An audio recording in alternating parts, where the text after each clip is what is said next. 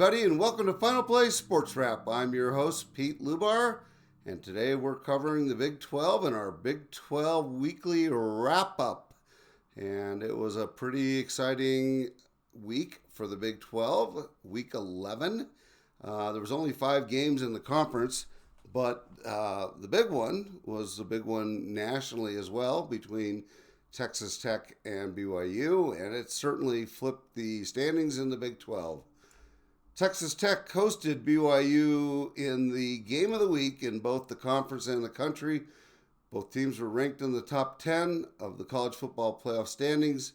BYU was sitting at 7 and Texas Tech at 8.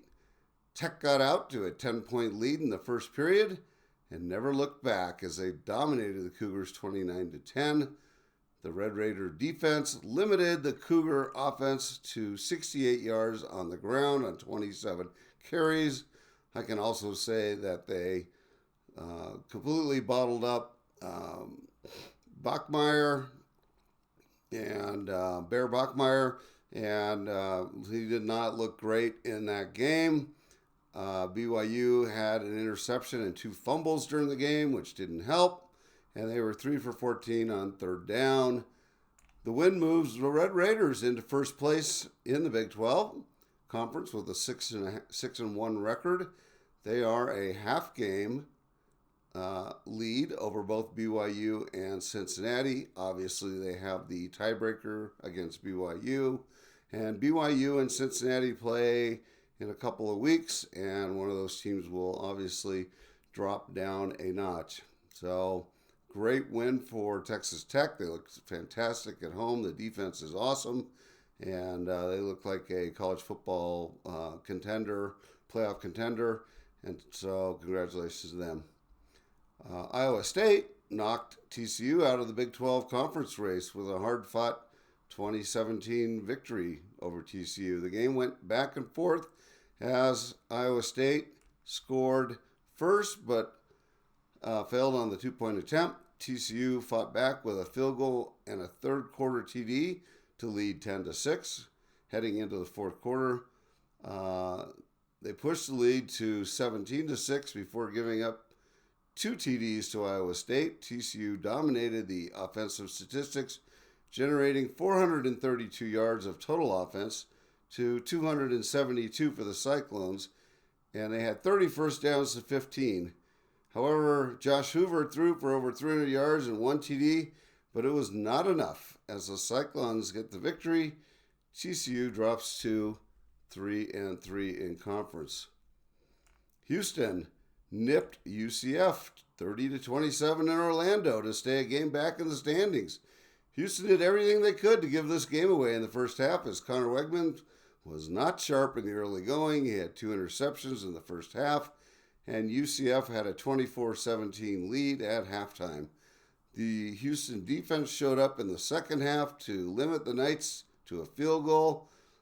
Even after a third Wegman interception, Houston added 13 points in the second half to get the victory. So great win for Houston despite not looking really good, particularly not looking really good after getting beat by West Virginia at home just a week earlier. So some things to clean up in Houston, but they got the victory and they remain in the race with 2 losses. In another tight battle, Arizona beat Kansas 24-20. Kansas, behind Jalen Daniels' 190 yards passing and 24 yards rushing, led Arizona 2017 in the fourth quarter, but Arizona scored a touchdown with 24 on a 24-yard run by Quincy Craig. That TD was scored with 39 seconds left to go in the game to give the Wildcats a victory. A very nice victory for Arizona. And finally, West Virginia got a second straight victory, beating CU 29-22. West Virginia got out to a 16-3 lead in the first half, led 19-9 at halftime. CU was unable to run the ball, ending with 51 yards on 38 attempts, a whopping 1-point-something yards per carry. And West Virginia had 3 turnovers to keep CU in the game, but they did win. They eliminate CU from potential to go to a bowl game. CU is definitely now playing for next year. Spoiler role for their last couple games. So Utah, Kansas State, Cincinnati, Baylor, Arizona State, and Oklahoma State had byes. And so if we look at where we are standings wise, first of all, bowl eligible teams, there's 9 right now: Texas Tech, BYU, Cincinnati, Houston, Utah, Arizona State, Arizona, Iowa State, TCU, all have 6 or better wins. On the cusp is Baylor and Kansas. Baylor and Kansas both have 5 wins. They need one more win in their last 2 or 3 games. And then you've got Kansas State, West Virginia, and UCF, who all need 2 wins to become bowl eligible. And CSU and OSU have been eliminated. If we look at the standings now, and I only cover the ones that can still possibly be in it, but realistically, you've got Texas Tech, BYU, and Cincinnati all with 1 loss. And then you've got 3 teams with 2 losses. So you've got Houston, Utah, and Arizona State with 2 losses. Any of those teams could still win. We know BYU is playing Cincinnati, but we can sort of go down the list here. Texas Tech has UCF at home. They'll probably win that. And then they are at West Virginia, who's playing better, but I think Tech wins that. So in my scenario, they go 8-1 in conference, and they win the conference tournament or conference, get a position, I guess, win the conference and get a position in the conference championship game. BYU has TCU at home, and then at Cincinnati and UCF at home. So they should win against TCU at home. The Cincinnati game will be very interesting, and they should win at UCF. So at worst, they're going to be 7-2. Best 8-1, but have lost the tiebreaker to Texas Tech. Cincinnati has Arizona at home. That will not be an easy game. I suspect they'll win. They've got BYU and then at home as well, and then they go to TCU. So Cincinnati has by far the hardest remaining schedules of the contenders for the regular season crown. Houston only has 2 games left. They have TCU at home, and then they go to Baylor. They could lose either one of those games. At best they can become 7-2. I just don't think that's going to be good enough, but maybe. And they probably will be more like 6-3. Utah is 4-2 as well. They have Baylor at Baylor. They've got Kansas State at home, and then they've got at Kansas. They should win all 3 of those games, so that would make them 7-2 as well. And then we'd have to look at tiebreaker scenarios.